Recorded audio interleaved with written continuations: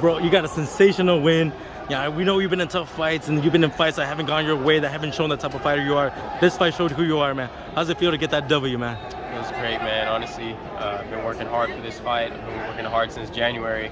I was supposed to have fights in February, March, and April even, and the people have been pulling out. Fights been getting canceled. One of the fighters got COVID, but you know what? We stuck to the game plan, stayed in the gym, stayed disciplined, and we came to somebody's hometown and we beat an undefeated fighter. And you know what? It feels great. I know that my record doesn't define who I am. You know, a lot of people, you know, they look at my record and they think that you know, I'm not a great fighter, or that I don't have what it takes to compete with, you know, good fighters.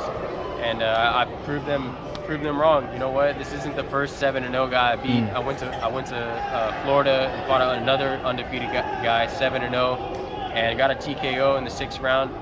And just goes to show that, you know what, records don't define you. So, you know what? I'm thankful. You know what? I give all glory to God, and you know what? We're just gonna go on from here and moving up. You know what I mean? Whatever comes our way. You know, if I can get some rematches, I'll take any rematch with anybody. But right now, man, we're gonna see what doors this opens, and we're gonna go from here. You know. Like you mentioned, you had a guy that was undefeated, 7-0. He had a good power. What was the game plan? What was your coach Tito telling you in that corner? Man, he was telling me all he's got is that left hook. So watch that left hook. Use that jab. You know what I mean? Stay off the ropes. High, low, high. You know what I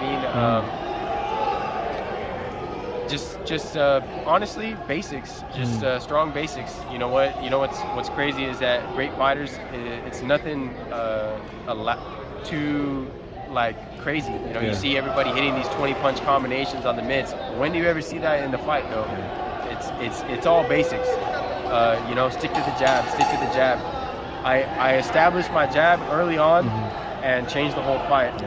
You know, he tried to come out swinging for the fences, and I kept using my jab, going to the body, going to the head, high, low, and it definitely took away a lot of momentum from him. And so I think that set up the whole fight for me was the jab. The jab's the most important punch that you can use. Yeah, obviously he had his crowd here.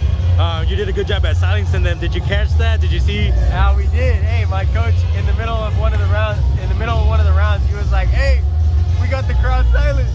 Hey, you hear that?" I was like, "Oh man, it was crickets, man. You can hear the crickets." And I thought that was cool because you know what? Everybody was cheering at one point, and then it just went silent because I started to really show that, you know, I'm the dominant fighter, and that, you know what, I'm here to take a victory home.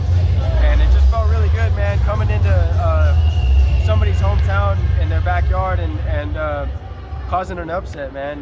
You know what, it's a great feeling, and I just got to stay humble and keep working hard, man. Back to the gym on Monday. So yeah. What are some things that your coach told you, you know, those past fights where where the fight, where people saw the fight go your way, but yet, you know, we know how boxing is, we know how the politics is.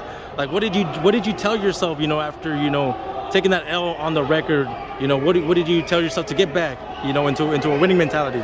You know, a lot of it is the belief that he shows in me. You know what, that plays a lot. You know what, if it wasn't for him, I don't know if I'd keep it going. Probably a lot of people would have hung it up.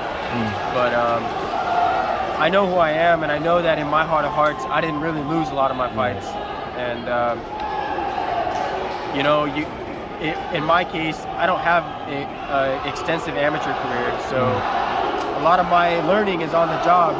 So whether or not it was a loss on my paper, I don't look at it like that. I look at it as I either win or learn. You know what I mean? I don't lose. I'm just learning, and it's been paying off. You know what I mean? My record might be 2-6-2, but now it's 3-6-2. Yeah. But hey, my record should be like 9-1. You know what I mean? I shouldn't be 10-1. I shouldn't be 3-6-2. Yeah. But now obviously you saw after the fight, you got a lot of love from a lot of the fans. You know, just pounding you, like, you know, then showing you a lot of love. What does it mean to you to get that acknowledgement? You know, knowing that you know that they know that you are a good fighter. That was really cool, man. It made me feel like all my hard work is paying off. All the sacrifices, all the time away from my family that I've you know, birthdays I've missed, not seeing my mom. My mom lives in a different city, and you know what? I don't get to see my mom a whole lot, and I love her dearly. My dad, I don't get to go see my dad, my brothers, my little sister. You know what? I live in Bakersfield with my uncle, and you know what? I spend a lot of time away from my family, and you know what? Just a lot of my family came down here for this fight, and just meant a lot to me to be able to show what I'm really made of in front of my family, in front of people that don't know me, but to earn the respect of people in my opponent's hometown. You know, I believe this fight opened a lot of doors for me, and you know what? I'm ready for whatever. You know, I'm training hard, and I know what I'm made of, and you know, we're ready. We're ready. Obviously, you know you felt like you won that match, but it never cements itself until you hear those words. How did it feel to hear from Bakersfield? Ah, man, shoes, man. It's like because of the political side, I had that thought in my mind when they were taking the gloves off. I was like, man, if it's a draw, I'm hanging the gloves up, man. I'm done with this. But to hear him actually give me the fight rightfully as it was, you know what? It made me feel good, man. And there's no other feeling like that, getting your hand raised. You know what? I grew up in high school as a wrestler, and my first couple years of wrestling, I lost every single match. Never got pinned. You know, nobody could ever pin me, but I lost every match. And finally, my senior year, I started winning. And there's no other feeling like getting your hand raised, being a winner. And so, you know what? Tonight, having my hand raised, man, it meant the world to me. And it's just the beginning. You know what? It's just the beginning. Hey, awesome, bro. Hey, we know you're a winner, my boy, and hey, they finally recognized it here. Keep going. We know you're such a talented fighter. Leo Santa Cruz, I said it. Marco Antonio Barrera was, obviously like watching you, man. So keep it going. How soon can we see you back, man? Shoot, I'm hoping June, at the end of June, hopefully middle of June. I don't know. My coach already got some messages people, asking for me to fight on PBC, so we'll see. Hey, there you go. You know, if they're willing to pay, hey, I'm willing to play. So hey, there you go. All right, fight fans, you got Mr. Matt Gavers, Mexican, Irish.